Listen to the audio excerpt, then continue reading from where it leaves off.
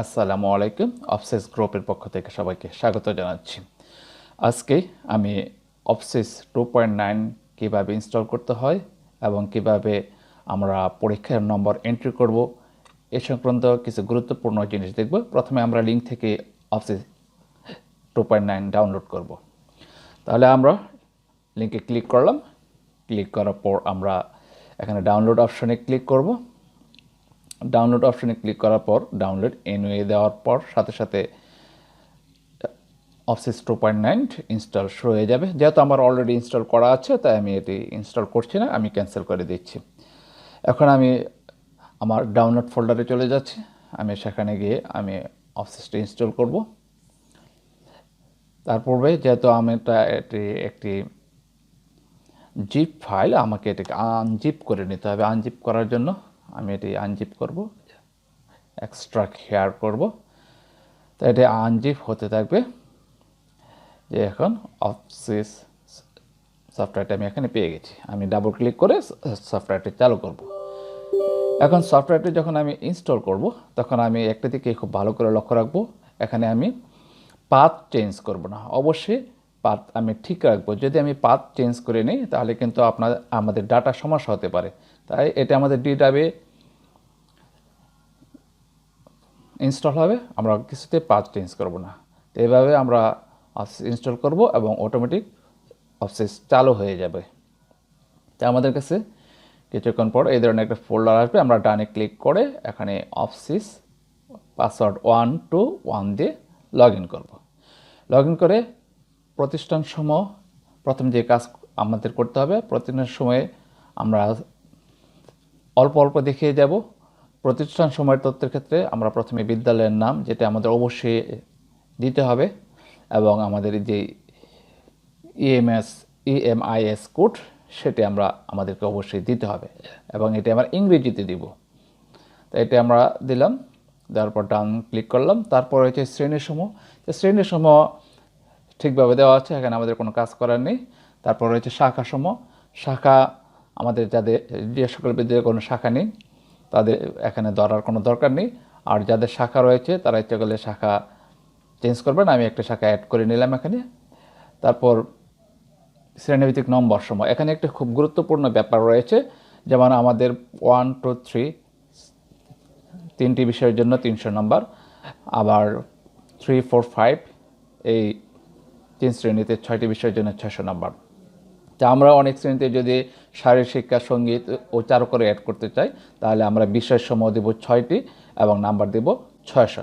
ঠিক তেমনই আমরা আবার কিছু কিছু বিদ্যালয়ে রয়েছে আমাদের পরিবেশ, পরিচিতি ও ধর্মনৈতিক শিক্ষা থাকে, সেক্ষেত্রে আমরা 8টি বিষয় এবং ওই অনুযায়ী নাম্বারও দিতে হবে। এখন আমাদের শিক্ষার্থীর তথ্য এন্ট্রি, আমাদের প্রথমে শ্রেণী এবং শাখা সিলেক্ট করতে হবে। আমি একটা শাখা নিলাম এবং প্রথম রোল নং 1 দিয়ে আমি তথ্য এন্ট্রি শুরু করলাম। তো আমি কয়েকটি তথ্য এন্ট্রি করছি। তো আমাদের এখানে লক্ষ্য রাখতে হবে, প্রথমে আমাদেরকে অবশ্যই শ্রেণী এবং শাখা আমাদের ফিক্সড করতে হবে। তা আমি দ্রুতের জন্য আমি শুধু রোল এবং নাম দিচ্ছি, বাকি তথ্যগুলো আমরা পরও দিতে পারবো, যেহেতু আমাদের এখন পরীক্ষার ফলাফল করতে হবে। এরপরে রয়েছে এই শিক্ষার্থী এন্ট্রি আমি আরও অন্য একভাবেও করতে পারি। যারা এই ওয়ার্ড ফাইলে বা এক্সেল ফাইলে এইগুলি রয়েছে আমরা সেখানেও করতে পারি। যেমন আমি প্রথম শ্রেণীতে এখন অফসিস ফোল্ডারে আমি যেখানে import from Word or Excel data, সেখান থেকে আমি ইনস্টল করতে চাই।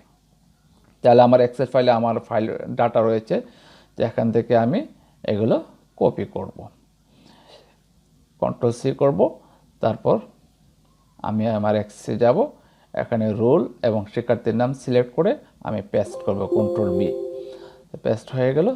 তাহলে আমি সেভ ডাটা, ওকে, এবং ডান দিয়ে আমি এখান থেকে বের হয়ে যাব। তো এইভাবে আমি শিক্ষার্থীর ডাটা এন্ট্রি করতে পারি।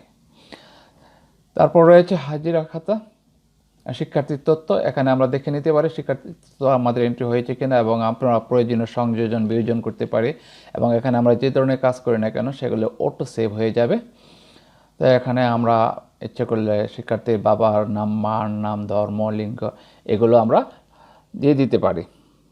তো এখন আমার যেহেতু সময় কম আমরা এগুলো করছি না, আমরা পরে এগুলো সময় মতো করে নেব। তো তারপর আমাদের হাজিরা খাতা রয়েছে। হাজিরা খাতার মাধ্যমে আমরা শিক্ষার্থীদের এই হাজিরা দিতে পারি।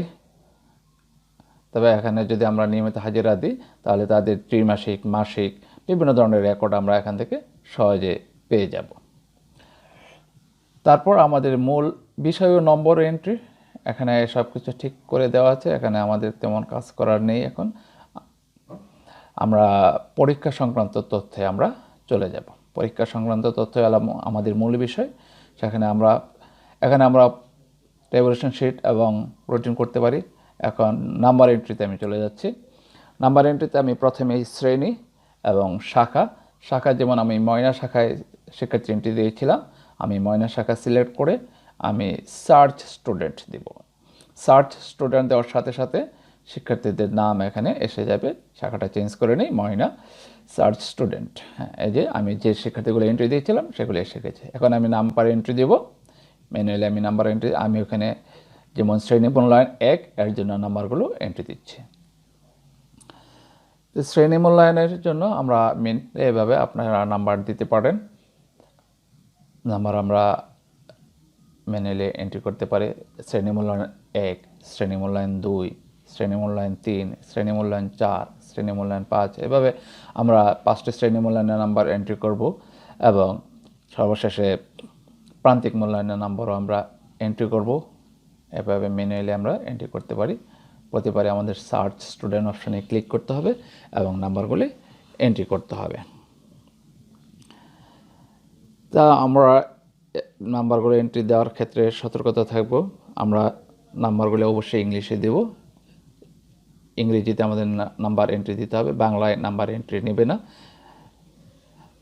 এখন আমরা প্রান্তিক মূল্যায়নের নাম্বারও দিতে পারি। এখানে প্রান্তিক মূল্যায়ন সিলেক্ট করে সার্চ স্টুডেন্ট ক্লিক করব, নামগুলি আসবে এবং তাদের নাম্বারটা আমরা এখান থেকে সহজে এন্ট্রি করতে পারি।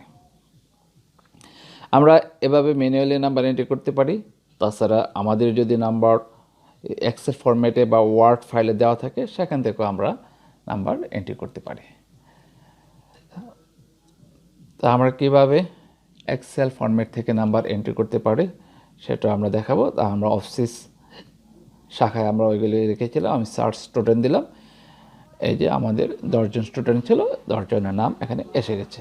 এখন আমার নাম্বার এক্সেল ফরম্যাটে রয়েছে। আমি সেখান থেকে যেমন প্রথম শ্রেণী মূল্যায়নের জন্য আমি নাম্বার এন্ট্রি করব। প্রথম শ্রেণী মূল্যায়ন কপি করলাম, সিলেক্ট করে এখন প্রথম শ্রেণী মূল্যায়নে গিয়ে আমি এগুলো শ্রেণী মূল্যায়ন 1 এখানে বাংলা, ইংরেজি, গণিত সিলেক্ট করে পেস্ট করব। যখন ডাউনের কি আসবে তখন কিন্তু আমাদের এগুলি করতে হবে। এখন শ্রেণী মূল্যায়ন 2 এর জন্য আমি আবার এক্সেল ফরম্যাটে যাব এবং তদ্রূপ সেখান থেকে শ্রেণী মূল্যায়ন 2 দ্বিতীয় শ্রেণী মূল্যায়ন এর নাম্বারগুলি সিলেক্ট করব। সিলেক্ট করে Ctrl+C দিয়ে কপি করব এবং এখানে আমরা অফিসে এসে এগুলো ডাউনের কি দিয়ে সিলেক্ট করে প্রতিটা সিলেক্ট করে অবশ্যই পেস্ট করব। তো এখানে আমাদের লক্ষ্য রাখতে হবে অফিসে আমাদের যে যেমন বাংলার পরে গণিত তারপর ইংরেজি রয়েছে, ওইখানে বাংলার পরে গণিত তারপর ইংরেজি এরকম থাকতে হবে, নাহলে কিন্তু নম্বর এলোমেলো হয়ে যাবে। তো এই বিষয়টি আমাদের অবশ্যই খেয়াল রাখতে হবে, মানে অর্ডারটা আমাদের ঠিক রাখতে হবে। তো আমি তৃতীয় প্রান্তিক মূল্যায়ন নাম্বারটা এখন এন্ট্রি করছি। তৃতীয় প্রান্তিক মূল্যায়ন নাম্বার এন্ট্রি হয়ে গেল। তারপর চতুর্থ প্রান্তিক মূল্যায়নের নাম্বার এখানে আমি এন্ট্রি করব। খুব সহজে এভাবে আমরা এক্সেল ফাইল বা ওয়ার্ড ফাইল থেকে নাম্বার আমরা এখানে এন্ট্রি করতে পারি। এভাবে আমি চতুর্থ শ্রেণী মূল্যায়ন এখন কপি করে পেস্ট করব। আমি সবগুলি একবার করে দেখাচ্ছি, আপনারা সহজে করতে পারবেন। এগুলো খুবই সহজ, অফিস সফটওয়্যার ব্যবহার করা। শ্রেণী মূল্যায়ন 5 আমি এক্সেল ফাইল থেকে এভাবে ইম্পোর্ট করতে পারি। তাছাড়া আপনারা ম্যানুয়ালি কীভাবে করতে আপনারা একটি একটি করে নাম্বার আপনারা এখানে দিতে পারেন। পঞ্চম শ্রেণী মূল্যায়নের নাম্বারগুলি আমি এখন কপি করব। কপি করে এখানে সিলেক্ট করে পেস্ট করব। এবার প্রান্তিক মূল্যায়নের নম্বর, প্রান্তিক মূল্যায়ন এখানে সিলেক্ট করব। সিলেক্ট করে এখান থেকে প্রান্তিক মূল্যায়ন নম্বরগুলি কপি করে আমি পেস্ট করব। এখন আমার সব নাম্বারগুলো এন্ট্রি হয়ে গেল। তো এন্ট্রি হওয়ার পর আমি টেবুলেশন শিট দেখব। এখানে আমি টেবুলেশন শিট দেখার জন্য টেবুলেশন শিটে আমি ক্লিক করব। তো ক্লিক করার সাথে সাথে আমি দেখতে পাচ্ছি চমৎকার টেবুলেশন শিট আমার হয়ে গেল। তো এখান থেকে আমি টেবুলেশন শিট দেখতে পারি, সবার নাম্বার, মোট নাম্বার এগুলো আমি দেখতে পারি। তারপর আমি আরেকটি ফিচার রয়েছে, যেগুলো হলো মেরিট লিস্ট। মেরিট লিস্টের সাহায্যে আমি তাদের মেধাক্রমে যারা প্রথম, দ্বিতীয়, তৃতীয় হয়েছে তাদেরকে আমি দেখতে পাচ্ছি, এবং পূর্বের রোল নম্বরও পাশাপাশি দেখাচ্ছে, এবং তাদের মোট নাম্বার, কোন গ্রেড এবং উত্তীর্ণ অনুত্তীর্ণ এগুলো সবগুলো দেখাচ্ছে। তো মেরিট লিস্ট থেকে আমরা এগুলো সহজে দেখতে পারি। আমাদের মূল জিনিস যেটা হলো মার্কশিট, প্রিপেয়ার মার্কশিটে ক্লিক করব।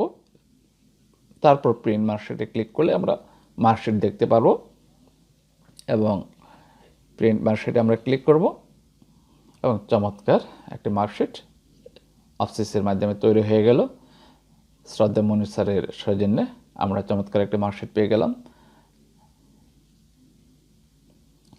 এখানে শিক্ষার্থীর মা বাবার নাম যেহেতু আমরা লিখি নাই, তাই মা বাবার নামটা এখানে আসে নাই। আমরা যদি সবগুলো তথ্য এন্ট্রি করি তাহলে এখানে সবগুলো তথ্য এখানে আসবে। তো এইভাবে আমরা মার্কশিট সহজে তৈরি করতে পারি। তো মার্কশিট তৈরি করার পর আমরা সবগুলি মার্কশিট যদি একসাথে দেখতে চাই তাহলে আমাদের আরেকটি অপশন রয়েছে, সেটা হলো পিডিএফ ফরম্যাট। যে পিডিএফ ফরম্যাটের মাধ্যমে আমরা সবগুলি মার্কশিট একসাথে দেখতে পারি। তাহলে আমরা এখানে এই যে পিডিএফে মার্কশিট তৈরি হচ্ছে, এবং আমরা দেখতে পাচ্ছি সবগুলি মার্কশিট, সকল শিক্ষার্থীর মার্কশিট এখানে তৈরি হয়ে গেল। তাহলে এভাবে আমরা খুব সহজে অফসিস প্রাইমারি এডিশন 2.9 ব্যবহার করে খুব সহজে আমরা ফলাফল তৈরি করতে পারি। আশা করি আপনারা অফসিসের সাথেই থাকবেন। সবাইকে ধন্যবাদ জানিয়ে আজকের ভিডিও এখানে শেষ করছি। খুদা হাফেজ।